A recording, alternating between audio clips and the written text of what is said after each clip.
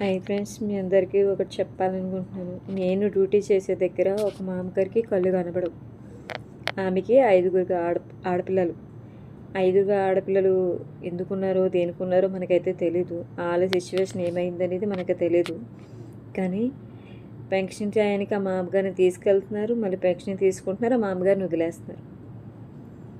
ఒకటే చెప్తున్నానమ్మా, మీ తల్లి తర్వాత ఎవరితైనా సరే అది గుర్తుపెట్టుకోండి. మిమ్మల్ని చేసుకున్న వాడు వచ్చినప్పుడు మీ తల్లిని వదిలేసిరా అంటే ఎవడైనా రాగలడా? ఎవరితైనా రాగలదా? కొంతమంది ఆడోళ్ళకే చెప్తున్నాను. మిమ్మల్ని ఆనందంగా కన్నారు అంటే అన్ని నొప్పులు భరించి మిమ్మల్ని కన్నప్పుడు మీరు రోడ్డుని వదిలేయడం కరెక్ట్ కాదు కదా.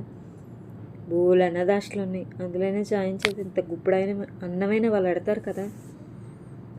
నాకు చాలా బాధ అనిపించింది ఫ్రెండ్స్. ఆ వీడియో మీకు పోస్ట్ చేస్తాను. నా వరకు నేను చాయించేసాను, కానీ ఎన్నో అనాథాశ్రమం కూడా నలుగురిని కూడా అడిగాను. అట్లా చాలా వెరిఫై చేసుకుంటారు అంట, నాకు తెలీదు అన్నారు. ఆమెకి ఏదైనా అయితే నిన్ను అడుగుతారు, నీకు ఏదైనా కాదు ఆమెకి ఏదైనా అడిగితే ఏదైనా జరిగితే నిన్నే తీసుకెళ్తారు, నిన్నే అడుగుతారు అని అంటే నేను ఏం చేయను ఫ్రెండ్స్. నా వరకు నేను సాయం చేశాను, అంతమించి నేను ఏం చేయలేకపోయాను.